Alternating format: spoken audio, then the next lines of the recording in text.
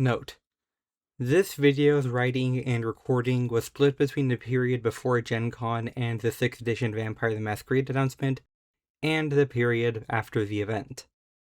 This has resulted in a wild, contrasting tone throughout the video that might be messy, but hopefully illustrates how I feel about the state of 5th edition World of Darkness in the summer of 2026. Thank you for understanding.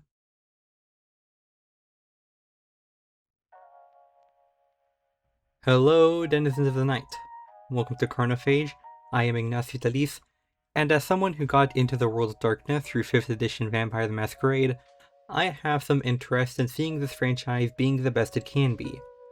Has this cost me repeated demoralizations when I actually read the books, especially those prior to 2023? Absolutely. But as someone also not known for optimism, I think things are actually looking up for the 5th edition of World of Darkness and its future. Because of my specific investment in it, I thought to talk about what I've been observing so far and give my opinions on it. If this future proves as worthy of discussion as the last few months have, then perhaps I can make a tradition of these videos every year or two. Firstly, I think it's appropriate to contextualize the recent change in direction. By around 2023 and the release of 5th edition Werewolf, quite a few of the key people involved with the World of Darkness essentially fucked off, such as Justin Achille and Martin Erickson. And I think that was for the best. Karim Muammar, who should always be remembered as a stubborn bastard for his involvement with 5th edition Werewolf, does remain among the management ranks. In May of 2025, Paradox's World of Darkness team reassembled as White Wolf, a corporate entity underneath and separate from Paradox. What this really meant beyond sticking their name onto video games set in the World of Darkness as a publishing entity has been unclear, at least to me, until over a year later. In the lead up to the big Vampire project, a series of developer diary videos were made, and in the first entry, they did clarify that internal changes, such as assembling an in-house development team, were not finalized until around the end of 2025.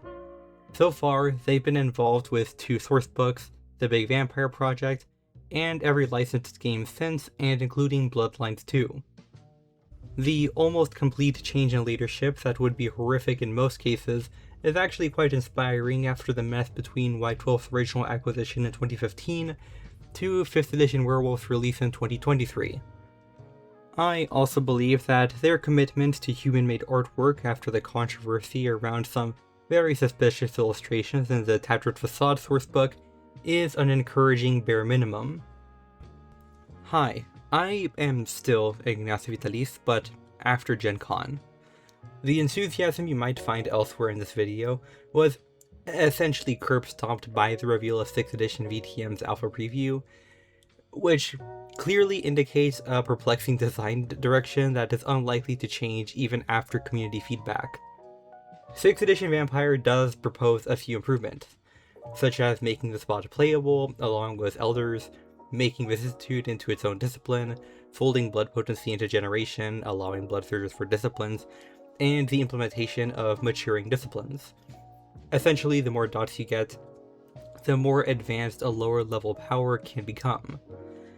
I think that is a decent compromise between earlier iterations of disciplines and the bloat that developed with 5th edition's decent idea of having multiple powers per level.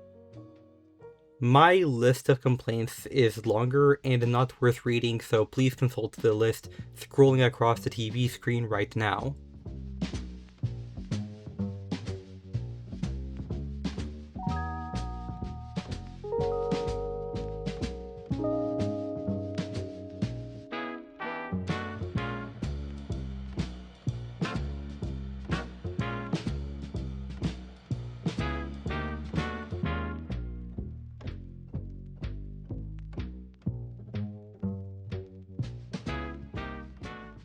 I'm not even going to say anything more, and it might be a year or so until we see the final product, but I can't remember the last time I felt this disappointed in a franchise.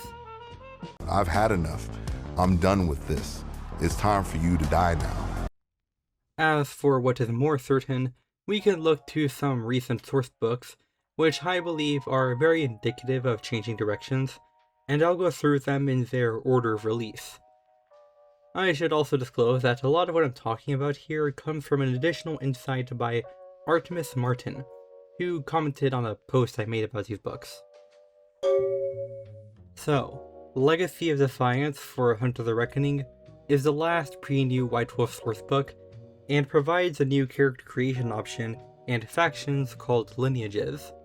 The distinction between lineages as something players can be a part of with stability, and orgs which only offer self-interested alliances, is a matter of scale and operational focus. First Light and its lesser entities such as the IEO and SAD are performing illegal but ostensibly official operations to ensure the safety of the United States government from the influence of vampires. Les Enfants de la Sorbonne found a weird book full of information on monsters, and they've been trying to act on it by hunting the things described in that book. Lineages are even less organized than the compacts we see in Hunt of the Vigil, but a few have the disparate scale of its conspiracies. The book also brought back a ton of classic stuff, such as House von Murnau, the Cult of Isis, and the Benandanti.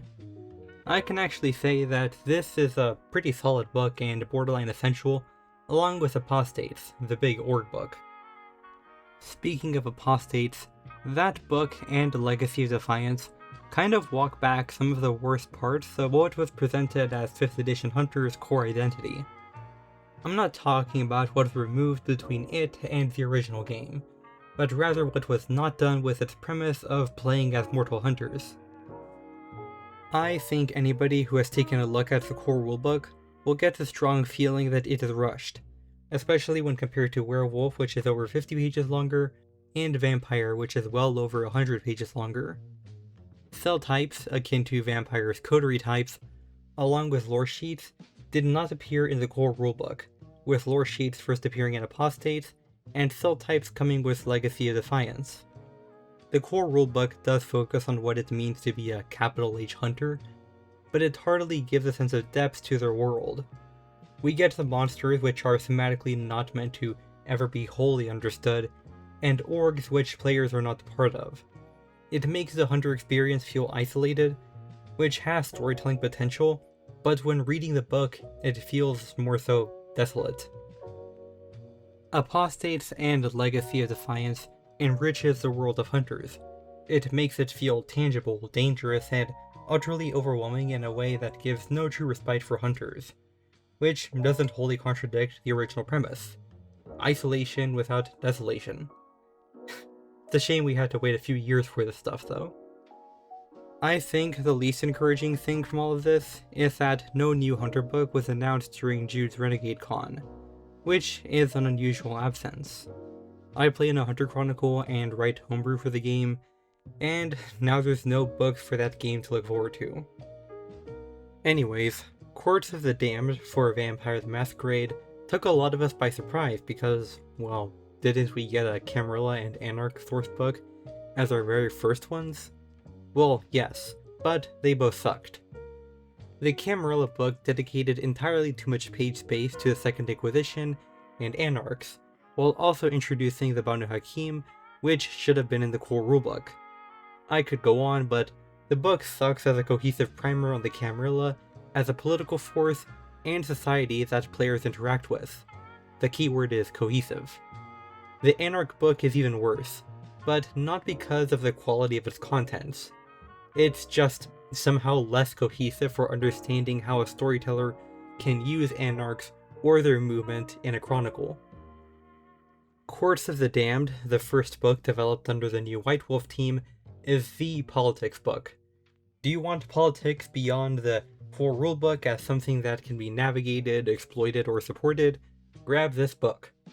As a guy who likes things organized, my favorite source books are like shopping catalogs where I will want to go through everything, but by the end of reading it, I will know very clearly what I can do and how to do it. You'll get a bullet point list for what to expect from certain domain types, positions of power, and applications of kindred law. You can find these kinds of things in the Camarilla book, but it's going to be squished between pure fluff and I know damn well you won't find this information in the Anarch book. Its inclusion of characters with usable templates and advice for using them is also much appreciated since the World of Darkness already gives a ton of focus to signature characters. A storyteller informing their players that Victoria Ash is among the kindred that'll be visiting a local Elysium, or that Theo Bell is demanding an audience with the city's barons, can be something that strikes at both the players and their characters.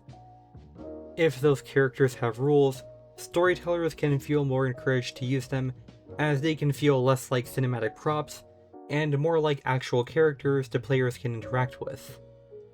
In a similar vein, the book also features a concise list of major events in recent Kindred history, such as the destruction of the Tremere Pyramid and the Third Anarch Revolt, in a way that clearly lays out how their effects can be implemented in the Chronicle.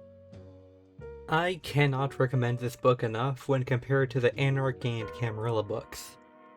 It's also a perfect companion to Tower of Facade, which focuses on horror including the personal aspect that can feel a little lost in the core rulebook.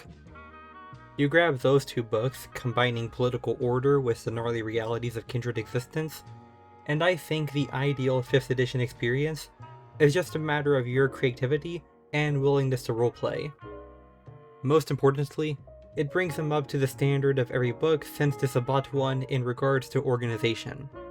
Fuck the 3-column format. I kind of always understood why we didn't get stuff like clan books for 5th edition, as in the case of Vampire and Werewolf, each publication would only cater to a fraction of the players due to both having several player faction choices. There's probably a profit issue or something like that. But 20th Anniversary did get stuff like Lore of the Clans in place of individual clan books, which would be perfect for 5th edition. So, obviously we didn't get a book like that until years later. Tribes of Gaia is the first actual player's guide for 5th edition World of Darkness, because the Vampire one is a ton of shit that should have been in the core rulebook. In Tribes of Gaia, there is a new system for being part of conflicts between patron spirits that's great for weaving together violence and organizing into mystic agendas, which is also perfect for the new information we get on the Shattered Nation tribes. I seriously did not expect a werewolf book to go into their history after repeatedly dismissing the concept of Garou history, but we have it in the sense of key events that everyone has an opinion on. Few things can highlight the differences and similarities between tribes, like when we see what they think about the same event, or what moments in their history they remember the most. Tribe history is organized by how their Garou look back on the Impergium and the end of the Garou Nation, plus 3 or 4 other events between those 2 points, such as the War of Rage, the colonization of the Americas, or something unique to the tribe. The Silent Striders still pass down the story of how a conflict with an ancient horror ended with them being banished from their homeland. The Children of Gaia were spurred by the Age of Enlightenment to experiment with ways of better organizing their fellow tribes, and have learned many often disheartening lessons from those times. The Galestalkers may have been mourning the loss of a certain forgotten tribe during the colonization of the Americas. Look, I think 5th edition might be hinting at the return of the Croatans in the future, which is kind of like do I need like a seatbelt for this? But we also get those classic big boxes featuring the opinions of Garou from certain tribes on other factions, along with 4 divisions within the tribes, which are kind of just a second take on camps, along with traditions including rites of passage, and important characters from the tribes. That even includes a few classics, such as Yuri Konetzko and Mary Campbell. Mechanical editions include several new gifts, rites, and lore sheets.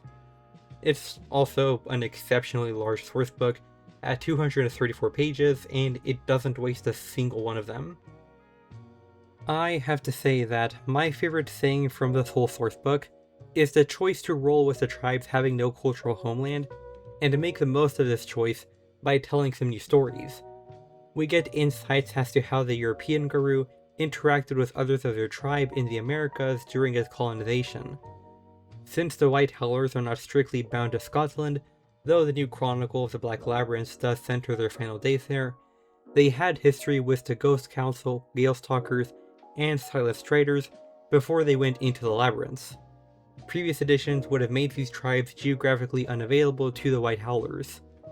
There are several more examples, but I gotta wrap this up. Oh yeah, we also get to see what's up with the Glasswalker patron spirit and... Oh no.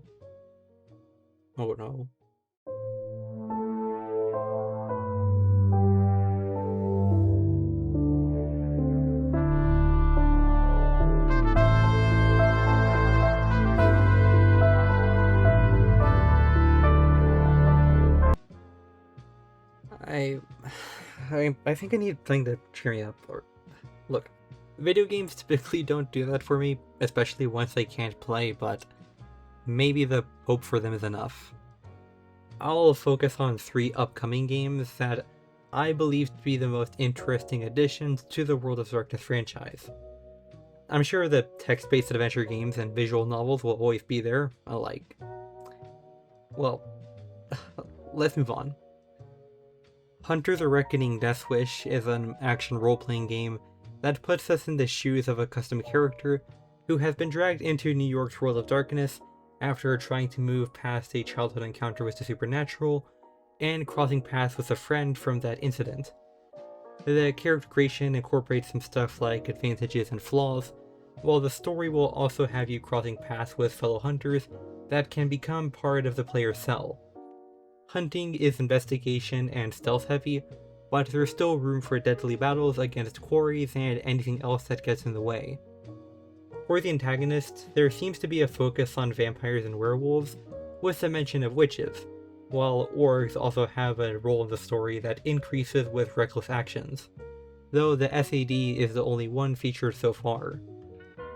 The best thing I can say about this is that Death Wish is my take on games which have been consistently decent as of late, with my experience mostly coming from RoboCop Rogue City and its semi-sequel.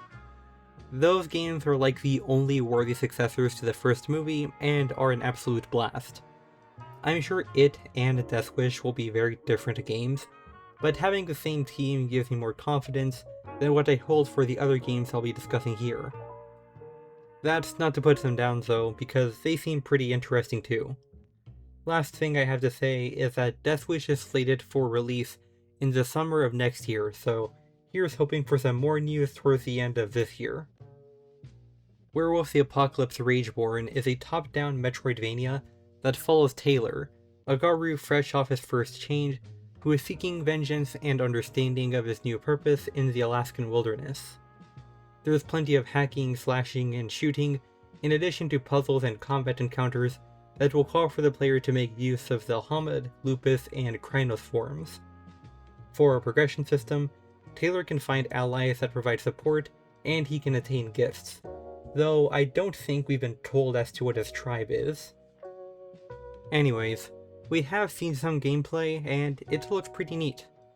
The developers behind Rageborn, Creature Studios, are a little fresh themselves, with their only previous game being a skating game, but I don't think that makes them unfit to try anything else. Besides, it can't be any worse than Earthblood. So, Rageborn is scheduled to come out sometime next year, and though I don't see myself being blown away by it, I'm willing to be surprised.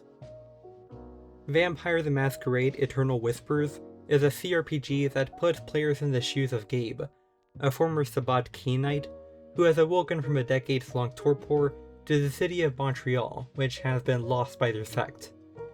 A thin blood named Sam takes the guiding Gabe back into the kindred fold, but the two get entangled in a mystery surrounding a legendary, dreaded temple beneath the city.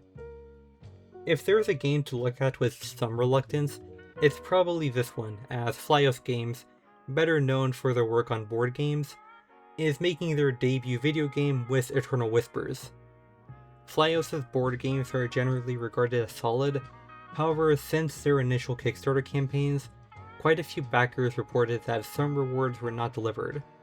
That does not specifically condemn their capacity to create a game, for which they'd hired a programming team for, but it does give me pause in regards to their ability to deliver. What is a little more encouraging though is that a CRPG is probably the ideal genre for a Vampire the Masquerade game, and it directly adapts the dice pool system it uses. Investigations, dialogue, and facing consequences are key to the promised experience, which sounds perfect for translating Vampire the Masquerade into a video game. I can definitely sense some influence from Disco Elysium, but I don't think there's anything wrong with being inspired by a critically acclaimed game. The only issue I have with the premise is personal in that I'm not much of a CRPG guy. Even if I'm not buying it, I will keep an eye on whatever becomes of Eternal Whispers, though there's currently no projected release window. Before I wrap things up, I want to talk about what I want to see in the future.